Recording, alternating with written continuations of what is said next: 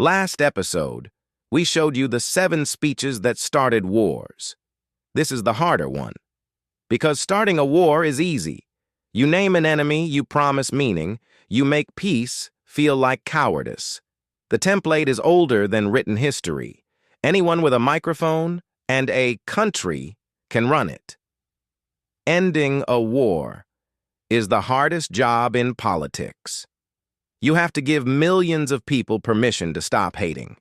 You have to give the loser a way to lose without dying inside.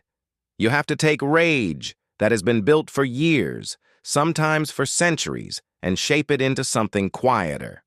These are the 7 speeches that did exactly that. Words that closed wars. Words that, if they had never been spoken, conflicts that ended in our lifetimes might still be running today. This is how speeches end wars. By March of 1865, the American Civil War was almost over. More than 600,000 Americans were already dead. More than every other American war combined. The Union had won. The South was broken. And every instinct in every winning leader in history said the same thing. Punish them. Lincoln stood on the Capitol steps and did the opposite. His second inaugural address is barely 700 words long. It does not mention victory. It does not name the enemy. Instead, near the end, Lincoln gave the line that ended a war the cannons had already won. With malice toward none, with charity for all. Let us strive on to finish the work we are in, to bind up the nation's wounds. 42 days later, he was assassinated. But the line outlived him. Reconstruction would be brutal and incomplete, but it was not the bloodbath it could have been. The South was not razed. The Confederate leadership was not hanged. Because Lincoln, in 700 words, gave the country permission to stop being at war with itself. That is the first pattern. The hardest job at the end of a war is not winning. It is choosing not to humiliate. In August 1945, Japan was destroyed. 2 atomic bombs had been dropped. 60 cities lay in ruins. The Soviets had just invaded Manchuria. Every military advisor told Emperor Hirohito the same thing. Keep fighting. Surrender was unthinkable. The military would mutiny. So the emperor did something no Japanese ruler had ever done.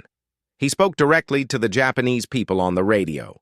His subjects had never heard his voice. Most could barely understand the formal court Japanese he used. But they understood one phrase.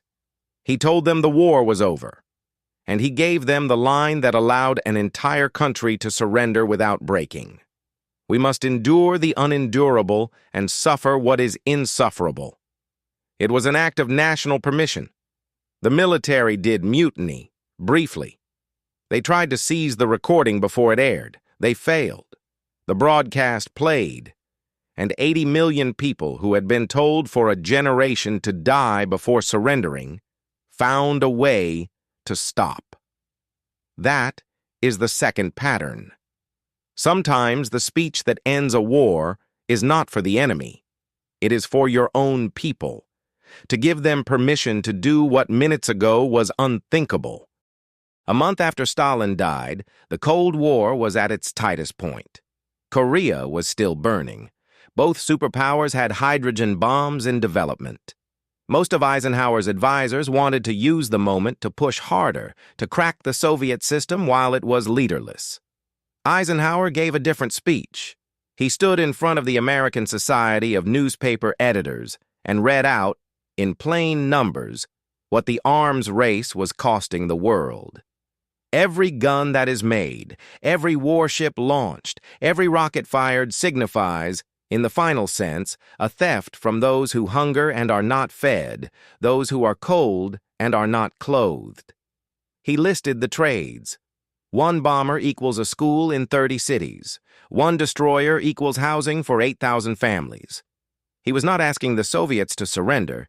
He was telling both sides in public what continuing was costing. Within 3 months, the Korean War was in armistice talks.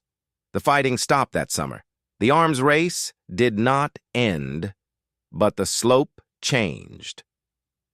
Behind the scenes, Eisenhower had reframed the question. Continuing was not strength, it was theft. That is the third pattern. The most powerful peace speeches do not appeal to morality. They show the price. For 30 years, Egypt and Israel had been in a state of war. 4 hot wars. Tens of thousands of dead. No Egyptian leader had ever set foot on Israeli soil. Then in November 1977, the Egyptian president Anwar Sadat got on a plane and flew to Jerusalem. He walked into the Israeli parliament, the Knesset, and gave a speech to the people his country had been fighting for 3 decades. He told them he had come so that together we might build a durable peace based on justice. He acknowledged the cost on both sides. He did not minimize Egyptian grievance. He did not minimize Israeli fear. He just stood there and said, in the building of his enemies, that the war had to end. Within 15 months, Egypt and Israel signed the Camp David Accords. The Egypt-Israel state of war was over. It has not resumed in nearly 50 years. 4 years later, Sadat was assassinated by Egyptians who could not forgive the speech. He paid for it with his life. But the peace held. That is the fourth pattern. Some peace speeches require the speaker to walk, physically, into the enemy's house. Words do not end wars on their own. Symbolism does. And the speech is the symbol. By 1987, the Berlin Wall had stood for 26 years. It had become, in most diplomats' minds, permanent. Reagan's own State Department begged him to take the line out of the speech. Soften it, they said. You will embarrass Gorbachev and set us back 10 years. Reagan kept it in. In front of the gate, with the wall behind him, he turned and spoke to the Soviet leader by name. Mr. Gorbachev, tear down this wall. It was risky. It looked, to almost everyone, like grandstanding. The wall did not fall in 1987. Reagan was mocked for the line by serious foreign policy thinkers. But he had done something specific. He had named the choice publicly. He had given the Soviet system, in front of the world, a clear-out. This is what ending the Cold War would actually look like. Not negotiation. The wall, gone. 2.5 years later, the Berlin Wall fell.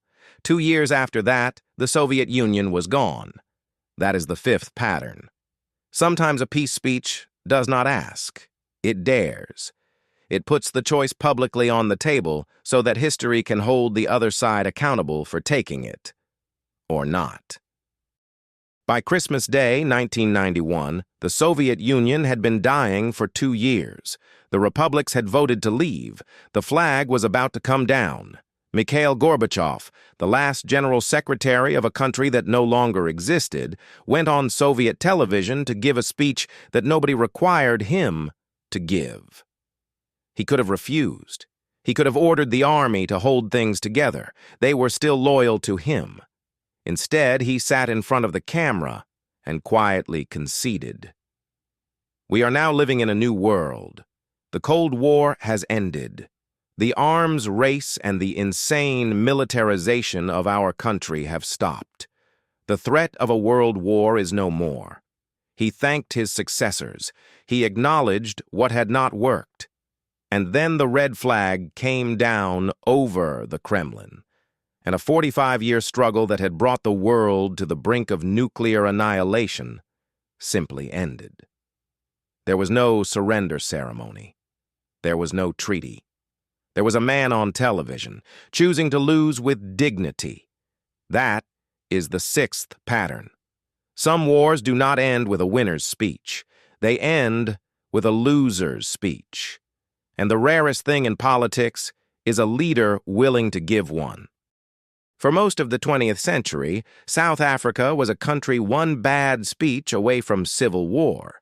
The apartheid regime had been brutal for 46 years. Mandela himself had been imprisoned for 27 of them. By 1994, every political analyst expected blood. Instead, on May the 10th, In front of the people who had jailed him and the people who had revered him, Mandela was sworn in as president, and he gave a speech that, almost line for line, did the opposite of what was expected. He thanked his predecessors, the apartheid leaders. He honored both communities by name, and he made one promise that diffused a country. Never, never and never again shall it be that this beautiful land will again experience the oppression of one by another. The Truth and Reconciliation Commission followed. Apartheid ended without civil war. The expected bloodbath simply did not happen, because one speech by the man with the most reason in the country to want revenge told a 100-year story of grievance to stand down. That is the seventh pattern. The hardest peace speech is the one given by the side that won, by the people who could take revenge and choose not to. Look at all seven and a pattern appears. Every peace speech gives the losing side a way to lose without breaking. Every peace speech names the cost of continuing in concrete terms. Every peace speech is delivered by someone the opposing side cannot dismiss. And every peace speech, almost without exception, costs the speaker something: political capital, popularity, sometimes their life. This is the inversion of the war template. War speeches simplify. Peace speeches refuse to. War speeches promise meaning. Peace speeches promise something quieter, the chance to stop. The reason peace speeches are rarer than war speeches is not because peace is harder to want. Peace is easy to want. Peace speeches are rare because they require a leader to do something almost no leader will do: give the other side a way to keep their dignity. The next time you hear a leader claim they want peace, listen for that one move. Are they handing the other side a way out? Or are they just demanding surrender in a softer voice? If it is the second, it is not a peace speech. It is the war speech, dressed up. If this is the kind of history you want, power, persuasion, and the speeches that shaped the world, subscribe. Episode 3 breaks down the speeches that built empires from nothing, words that turned ordinary leaders into legends. First Page Academy, words that built empires.